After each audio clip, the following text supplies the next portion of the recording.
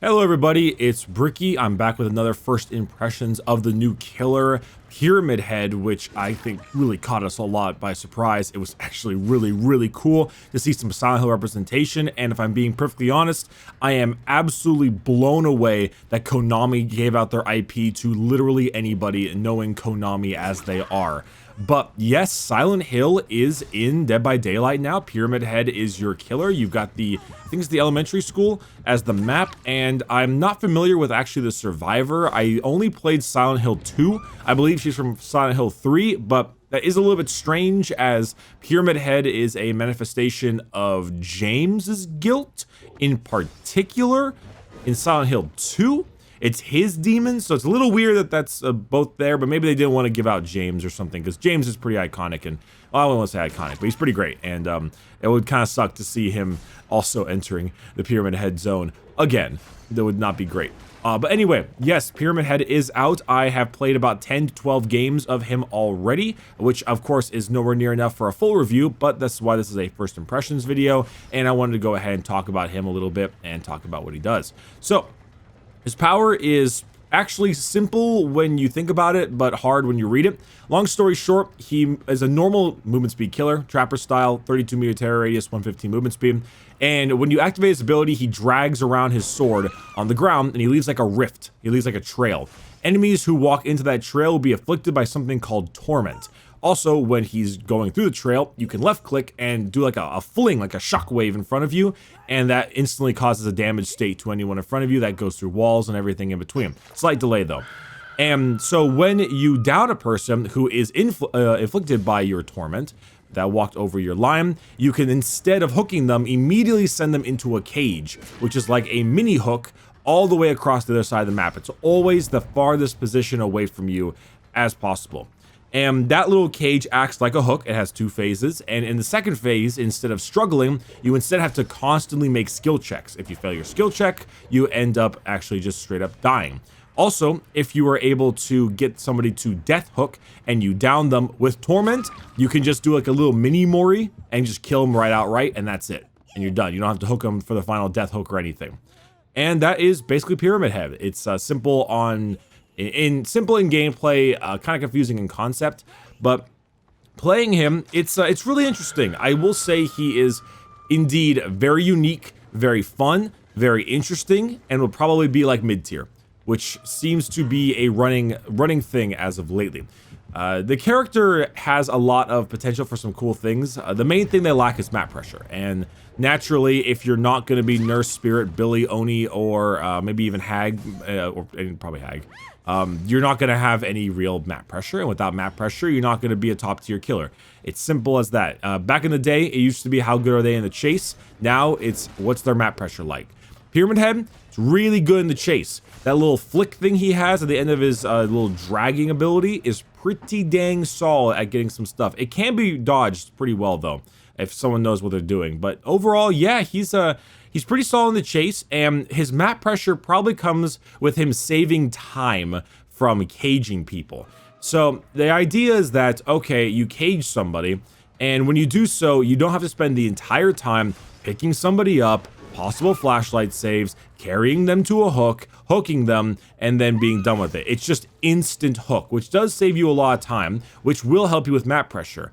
There are only a couple downsides. The cage is not a hook and therefore does not get affected by any hook perks, yours or the enemy. So on one hand, the cage will make it so that you don't have to deal with Decisive Strike, you don't have to deal with Deliverance, you don't have to deal with Borrowed Time, but you also don't get Barbecue and Chili, you don't get Make Your Choice, and you don't get any of the other major, or Devour Hope, you don't get any of the other major hook stuff. So you don't get Pop Goes the Weasel, that's a big one right there. And it always, since it sends them always to the other side of the map, survivors can therefore get easy saves if they're far away. So if you know a survivor is alone, for instance, and you down them, it might be behoove of you to just hook them normally, because if you cage them, you'll send them to the opposite side of the map where there might be a survivor there ready to save them.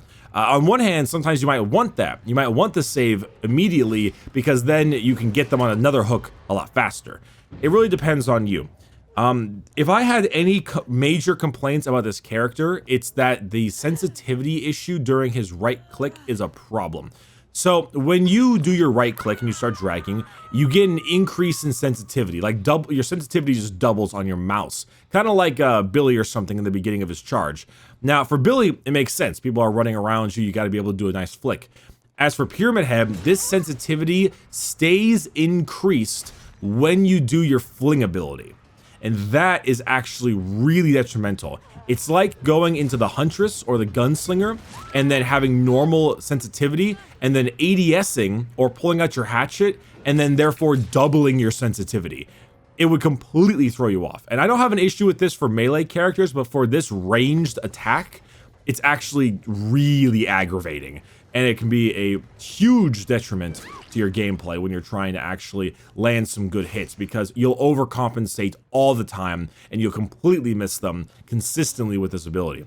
And so that is actually a real pain in the ass to deal with. I hope they get that sensitivity issue fixed. It could be a bug. It is PTB, but as far as I'm concerned, it's actually really annoying to deal with. Past that, everything I've really said about Pyramid Head, about the lack of map pressure, but his ability, is pretty interesting. I like how you can use his kind of, I don't know what the term is, his trail. We'll go with his trail. His trail to kind of cut off areas, because having the survivor being cut off is really useful for not only keeping control of the map, but it is kind of nice. Maybe, oh, maybe they don't want to run through this. They'll force their way around and you can cut off a loop that way or something of that nature. Also, of course, if you want to send them over to the cage, it might be good to go ahead and drag that through a jungle gym or something. So the moment they do touch it, you can just fling them with your special attack and then get the down and then send them to the cage immediately. The instant Mori when they're at Death Hook is pretty nice too. A reminder though, they have to be inflicted by Torment, so it doesn't always work. If they're on Death Hook and they're just down normally, you're gonna have to throw them to the hook anyway. But it's super interesting as a concept. He's very unique and interesting, but at the same time, I don't know if that's necessarily what is going to make him good. And I think it's going to be how it turns out. I think he's going to be the kind of character that's unique, cool, fun, but mediocre. And I would rather have that than a boring good character, if I'm being honest.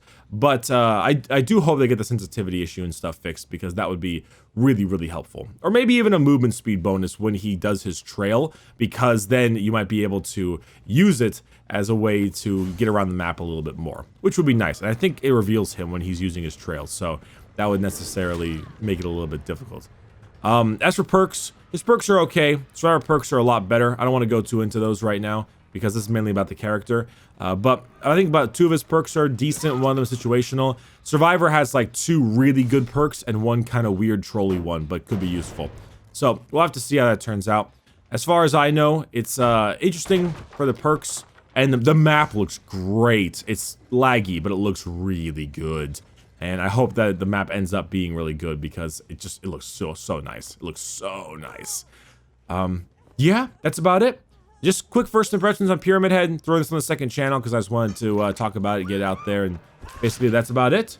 Thank you so much for watching. I appreciate it, and I will probably be streaming it a little bit more in the future. Hopefully PTB doesn't get too slow when it comes to the games, but I'm excited. All right, I'll see you all later. Bye-bye.